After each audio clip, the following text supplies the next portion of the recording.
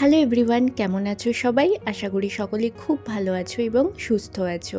আজকের এই ভিডিওতে আমি তোমাদের সাথে শেয়ার করব যে আমাদের ছোট্ট মুম্বাই ট্রিপটা কেমন ছিল, আর আমরা খুব অল্প সময়ের মধ্যে মুম্বাইয়ের কোন কোন জায়গা ভিজিট করার সুযোগ পেয়েছিলাম। আগের ভিডিওতেই আমি তোমাদের সাথে শেয়ার করেছি যে আমাদের কানেক্টিং ফ্লাইট ছিল ভায়া মুম্বাই।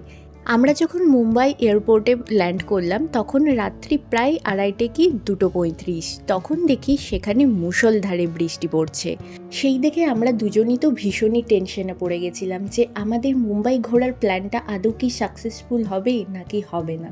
তো সমস্ত প্রসিডিওর কমপ্লিট করে আমরা বেরোলাম মুম্বাই এয়ারপোর্টের বাইরে, অ্যান্ড বাইরের ভিউটা ছিল ঠিক এই রকমের।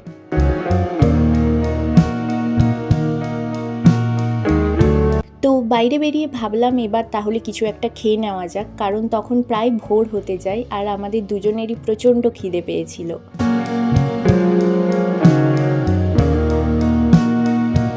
তারপর সেখানে অল্প স্বল্প কিছু খেয়ে বেরিয়ে পড়লাম গাড়ি বুক করে মুম্বাই শহরটাকে ঘুরে দেখার জন্য। আমরা যে ট্রাভেল এজেন্সি থেকে গাড়িটা বুক করেছিলাম আমরা মোটামুটি রিজনেবল প্রাইসেই পেয়েছিলাম।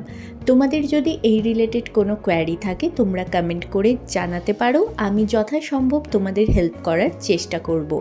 তখন কিন্তু প্রায় 5:30 বাজতে যায়। চারিপাশটা ছিল এরকমই অন্ধকার আর সাথে ছিল ঝমঝমিয়ে বৃষ্টি। ওয়েদার যে সেদিন আমাদের সাথে এইভাবে বিট্রে করবে সত্যি আমরা ভাবতে পারিনি। তখন শুধুমাত্র ঠাকুরকে ডাকছিলাম যাতে বৃষ্টিটা অ্যাটলিস্ট বন্ধ হয়। আর এই যে টানেলটা তোমরা দেখছো এটা হলো মুম্বাই কোস্টাল রোডের ইন্ডিয়াস ফার্স্ট আন্ডারসি টানেল। তো সেই সময় কখনো বৃষ্টি একটু কম পড়ছিল, আবার কখনো বৃষ্টি ঝমঝমিয়ে পড়ছিল। এইসবের মধ্যেই আমরা প্রথমে পৌঁছে গেছিলাম তাজ হোটেলের সামনে। কিন্তু তখন এতটাই বৃষ্টি পড়ছিল যে গাড়ির থেকে নেমে ফটো বা ভিডিও নেওয়া একদমই পসিবল হচ্ছিল না। কিন্তু তার মধ্যেই চেষ্টা করেছি যতটা সম্ভব ভিডিও নেওয়ার এবং তোমাদের সাথে তা শেয়ার করার। তাজ হোটেলের অপোজিটেই ছিল গেটওয়ে অফ ইন্ডিয়া। তারপর আমরা গাড়ির মধ্যে কিছুক্ষণ অপেক্ষা করলাম বৃষ্টিটা থামার। দেখলাম কিছুক্ষণ পর বৃষ্টিটা থেমেও গেল। আর এই তাজ হোটেলের সামনে দাঁড়িয়ে আমাদের সেই 26/11 ভয়ানক দিনের কথা বারবার মনে পড়ে যাচ্ছিল, যে দিনটায় নিষ্পাপ অসহায় মানুষগুলোকে নৃশংসভাবে প্রাণ বলি দিতে হয়েছিল। আজও সেই দিনটার কথা মনে পড়লে গায়ে কাঁটা দিয়ে ওঠে। তারপর আমরা সেখান থেকে রওনা দিলাম। তখন প্রায় সকাল 8:30। তখন বৃষ্টিটা থামালেও চারিপাশটা ছিল ঘন মেঘে ঢাকা। আমরা চলেছিলাম সি লিঙ্ক ব্রিজ হয়ে উত্তাল সমুদ্রের ওপর দিয়ে। বেশ ভালোই লাগছিল, কিন্তু আস্তে আস্তে দেখলাম বৃষ্টিটা থেমে ওয়েদারটা পরিষ্কার হতে থাকলো।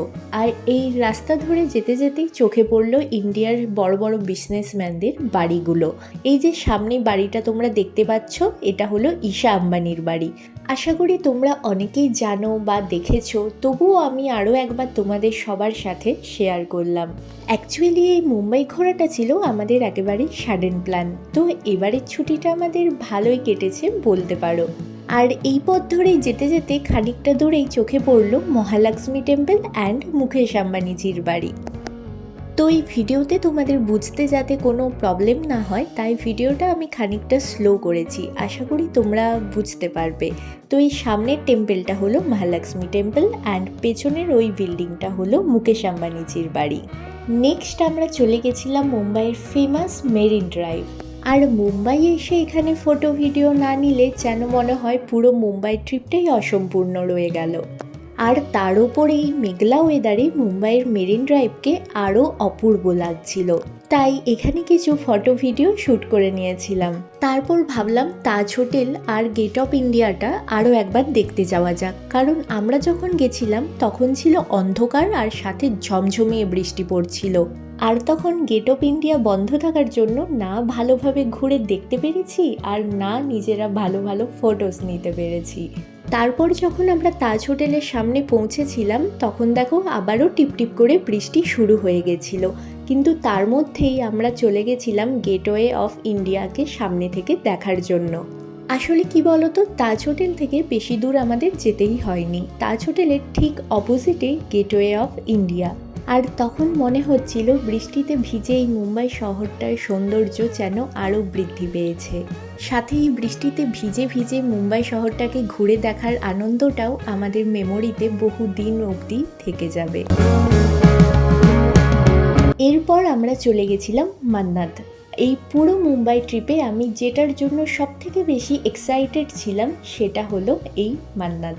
কিন্তু এশারকে দেখা না পেলেও তোমরা যারা যারা এশারকের ফ্যান আছো তারা আশা করি রিলেট করতে পারবে যে আমি কতটা খুশি হয়েছিলাম এখানে আসতে পারার জন্য।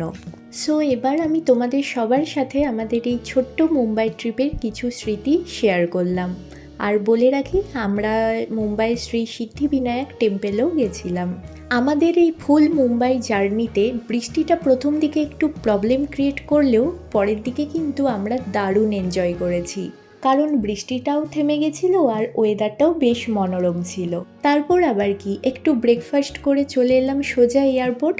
আর এয়ারপোর্ট আসার পর আমাদের ফ্লাইট ছিল ওই 12:15 কি 12:30টার দিকে। তারপর এই মুম্বাই শহরকে টাটা জানিয়ে রওনা দিলাম কলকাতার উদ্দেশ্যে। তখন আমাদের আনন্দটা দ্বিগুণ হয়ে গেছিল, কারণ প্রথমত বাড়ি ফেরার আনন্দ, তাও আবার পুজোর সময়, আর সাথেই আমাদের ছোট্ট মুম্বাই ট্রিপটা খুবই অল্প সময়ের জন্য হলেও আমাদের কিন্তু বেশ ভালো লেগেছিল। এর সাথে বলে রাখি, তোমরা যারা আমার ভিডিওস রোজ ফলো করো বা তোমাদের যদি ভালো লেগে থাকে অবশ্যই কমেন্টস করে জানিও, আর চ্যানেলটি সাবস্ক্রাইব করে আমাদের সঙ্গে থেকো।